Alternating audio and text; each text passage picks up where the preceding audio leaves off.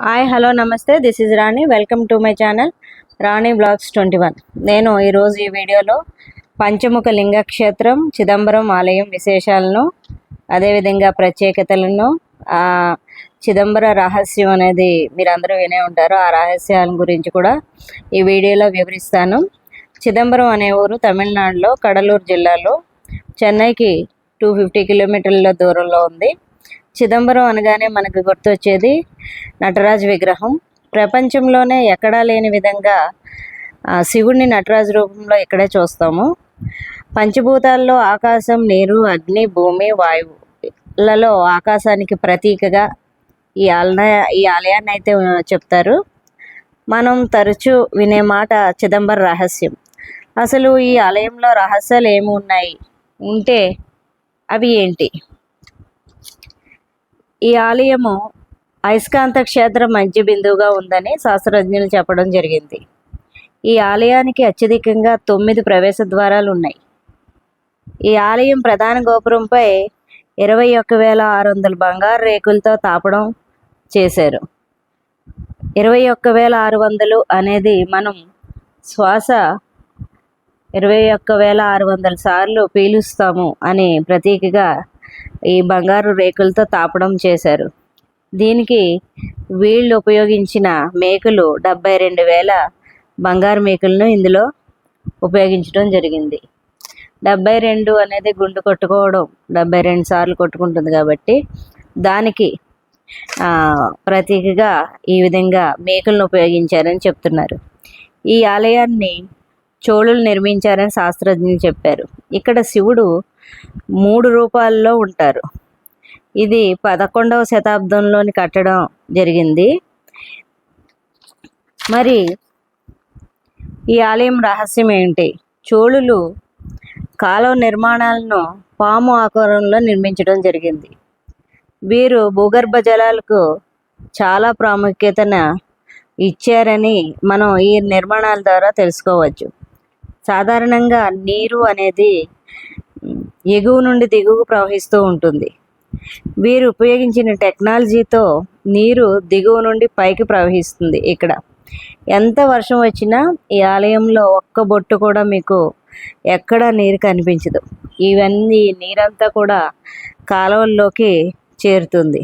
అక్కడ నీరు నిల్వ ఉంటుంది. ఇది ఇక్కడ చిదంబర రహస్యం.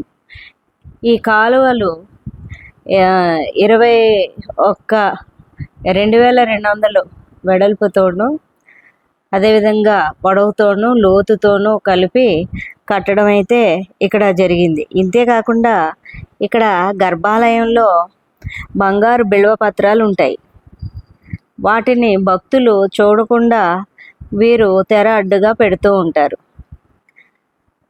ఆ వెనకాల ఏముంది అని భక్తులు ఆసక్తిగా చూస్తూ ఉంటారు. ఆ వెనకాల ఈ బంగారు తోరణాలు ఉంటాయి. ముఖ్యమైన రోజుల్లో వీటిని తెరని తొలగించి భక్తులకు ఈ బంగారు బిల్వపత్రాలను అయితే చూపిస్తారు. ఇది కూడా ఇక్కడ ఒక రహస్యం అని చెప్తూ ఉంటారు. తెర కట్టడం వల్ల అక్కడ స్వామివారు ఉంటారని అందరూ అనుకుంటారు, కానీ అక్కడ స్వామివారు ఉండరు. ఇది ఇక్కడ రహస్యము అని, ఇది కూడా ఒక రహస్యం అని అక్కడ చెప్తూ ఉంటారు. ఈ ప్రదేశంలో చాలా విశాలమైన ప్రాంగణంలో ఉంటుంది. అనేకమైన ఆలయాలు, ఈ చిదంబర ఆలయాల్లో అనేకమైన చిన్న ఆలయాలు ఉన్నాయి. అదేవిధంగా మండపాలు ఉన్నాయి. విదేశీ టూరిస్టులు ఎక్కువగా ఇక్కడికి వస్తూ ఉంటారు. అనేక మంది శాస్త్రజ్ఞులు ఎంతో కాలం నుండి ఇక్కడ పరిశోధనలు చేస్తూ ఉన్నారు. ఇది చాలా విశేషమైన గుడి అని, అదేవిధంగా ప్రపంచంలో ఎక్కడా లేని విధంగా ఇక్కడ శివుణ్ణి నటరాజు రూపంలో చూస్తామని చెప్తూ ఉంటారు. అలాగే విధంగా ఇక్కడ లింగం కూడా ఉంటుంది. ఆ లింగానికి కూడా పూజలు జరుగుతూ ఉంటాయి. చాలామంది భక్తులు దేశం నలుమూల నుంచి వస్తూ ఉంటారు. అదేవిధంగా టూరిస్టులు కూడా ఎక్కువగా వస్తూ ఉంటారు. ఈ గోపురాలు 9, ఈ గుడిలోకి వెళ్ళడానికి 9 ప్రవేశ ద్వారాలు ఉంటాయి. ఈ ప్రవేశ ద్వారాల గుండా మనం గర్భాలయంలోకి మనం వెళ్ళొచ్చు. మీరు చూస్తుంది గుడి గోపురం ఇదంతా. ఈ గుడి గోపురం కూడా అద్భుతమైన శిల్పకళ ఉట్టిపడుతూ ఉంటుంది. చోళుల కాలం నాటి శిల్పకళ నైపుణ్యాన్ని మనం ఈ గుడి మీద అయితే చూడొచ్చు. అనేక రాతి మండపాలని ఇక్కడ చూడొచ్చు. అనేకమైన స్తంభాలని చూడొచ్చు. స్తంభాల మీద, ప్రతి స్తంభం మీద కూడా చాలా శిల్పకళను అయితే చూడొచ్చు. మండపాలు కూడా చాలా ఉన్నాయి. అదేవిధంగా అనేక గుడులు అయితే ఇక్కడ ఉన్నాయి. ఈ ఆలయంలోనే చిన్న చిన్న గుడులు కూడా ఈ ఆలయంలోనే ఉన్నాయి. దీని కింద వాటరు కిందకి సరస్సులోకి ప్రవేశిస్తుంది అని చెప్తూ ఉంటారు. ఒక అద్భుతమైన నిర్మాణ శైలి ఈ గుడి గ్రౌండ్ వాటర్కి గ్రౌండ్ వాటర్ పోవడానికి మీరు చూస్తుంది ఇది చిదంబరం ఆలయం.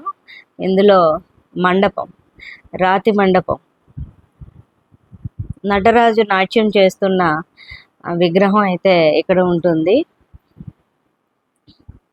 ఇక్కడ నిర్మించిన కాలువలో చాలా అత్యంత ఆధునికతతో ఉన్నాయి.